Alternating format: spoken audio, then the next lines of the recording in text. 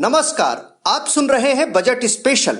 मैं रमेश तिवारी आज आपको बताऊंगा कि देश के विकास को कौन सा रोग लग गया है और बजट में इसका क्या इलाज हो सकता है। बजट पेश करने से ठीक पहले देश के किसी भी वित्त मंत्री ने शायद ऐसा दिन नहीं देखा होगा। इकोनॉमी एक तरह से मंदी के दौर से गुजर रही है क्योंकि जीडीपी की बुरी हालत है। लेकिन ये जीडीपी है क्या? इसको लेकर इतनी चिंता क्यों है? हम बताते हैं आपको। जीडीपी यानी कि ग्रॉस डोमेस्टिक प्रोडक्ट, हिंदी में बोले तो सकल घरेलू उत्पाद। इसे हम थोड़ा और आसान बनाते हैं। हम सभी कुछ न कुछ काम करते हैं। हम फैक्ट्री में कुछ बनाते हैं, खेत में कुछ उगाते हैं या नहीं तो दफ्तर में बैठकर कोई सर्विस देते हैं। हमारे देश में हर साल जितनी भी चीजें बनाई जाती हैं और जितनी भी सर्विसेज दी जाती हैं, उसकी जो भी मार्केट वैल्यू होगी उसे जीडीपी कहेंगे। ये इकोनॉमी की ताकत को नापने का एक पैमाना है। ये जितनी तेजी से आगे बढ़ेगा, हमारे देश का विकास उतना ही तेज होगा, उतनी ही तेजी से नौकरियां बढ़ेंगी, हमारी सैलरी में इंक्रीमेंट होगा या हमारा कारोबार बढ़ेगा। भारत की जीडीपी में कुछ वक्त पहले तक विकास देखा जा रहा था, लेकिन अभी का हाल बढ़िया नहीं कहा जा सकता। 2012 में विकास दर 5.5% के करीब थी, जो 2016 आते आते 8.25% तक जा पहुंची। लेकिन उसके बाद से इसमें गिरावट आ रही है। फिलहाल तो ये माइनस में है, यानी जीडीपी में विकास नहीं हो रहा है, कमी आ रही है। सरकारी अमले का अनुमान है कि इस वित्त वर्ष में जीडीपी में 7% से ज्यादा की गिरावट आएगी।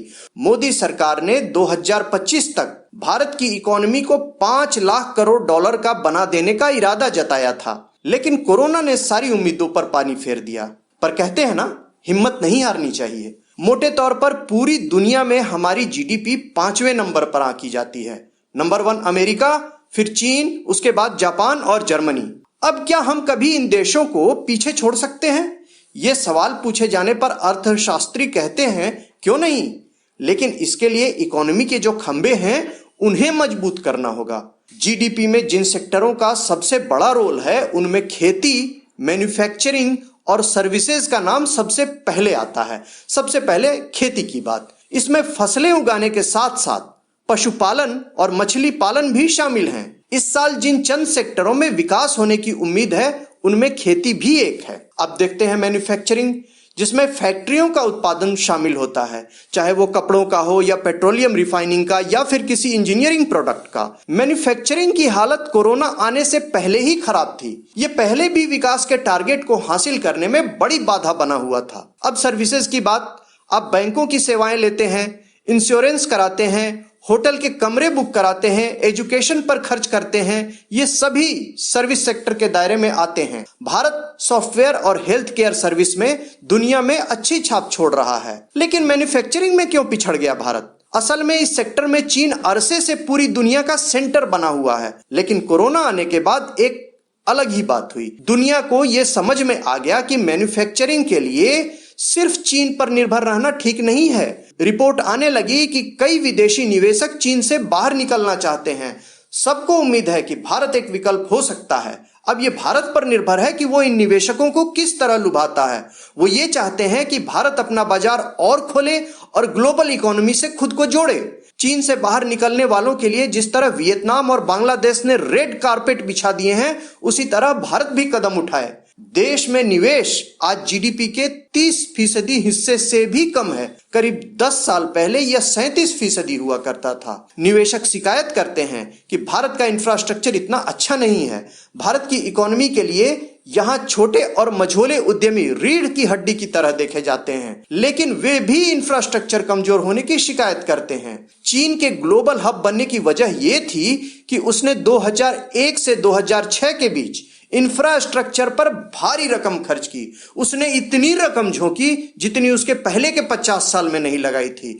इससे चीन दुनिया का सिर्फ कारखाना ही नहीं बना, बल्कि आत्मनिर्भर बनने की दिशा में भी आगे बढ़ा। वैसे हमारे यहाँ भी सरकार ने पिछले साल खेती के इंफ्रास्ट्रक्चर पर भारी रकम खर्च की थी। उसी तरह इस साल मैन्युफैक्चरिंग में भी होगा, ऐसी उम्मीद नए बजट से लगाई जा रही है। पिछले कुछ समय में जो कदम उठे हैं उसके तहत कॉर्पोरेट टैक्स में कमी की गई है। कारोबार का आसान माहौल देने में भारत की रैंकिंग बेहतर हुई है। हाल में आत्मनिर्भर भारत अभियान की भी शुरुआत हुई। इसमें मैन्युफैक्चरिंग सेक्टर का रोल बढ़ाने पर ही जोर है।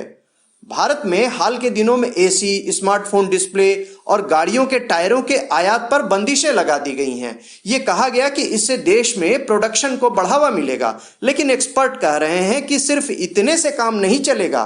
टैक्स का सिस्टम भी थोड़ा आसान बनाना होगा ताकि निवेशकों को लुभाया जा सके। पिछले कुछ महीनों के दौरान उम्मीद की किरणें भी दिखी हैं। टैक्स से सरकार को पहले के मुकाबले ज्यादा रकम जुटाने में सफलता मिली है। अगर 5G स्पेक्ट्रम की नीलामी हुई तो इससे भी सरकार को मोटी रकम मिलने की उम्मीद है। और अगर विनिवेश कार्यक्रम यानी सरकारी उपक्रमों की हिस्सेदारी बेचने में तेजी लाई गई तो सरकार के पास पैसे की कमी नहीं रहेगी और विकास की गाड़ी फिर रफ्तार पकड़ सकती है। आज हम आपको बताएंगे एक ऐसे बजट के बारे में जिसे मिलेनियम बजट कहा जाता है। इसे साल 2000 में यशवंत सिन्हा ने पेश किया था। कहा जाता है कि इस बजट से भारत में इंफॉर्मेशन टेक्नोलॉजी सेक्टर में बड़े बदलावों को अंजाम दिया गया। कंप्यूटरों और सीडी रोम जैसे आईटी सेक्टर की 21 चीजों के लिए कस्टम ड्यूटी में कमी कर दी गई और भारत की आईटी इंडस्ट्री को तब इसका बहुत लाभ मिला था। शुक्रिया, आज के लिए इतना ही, फिर मिलेंगे।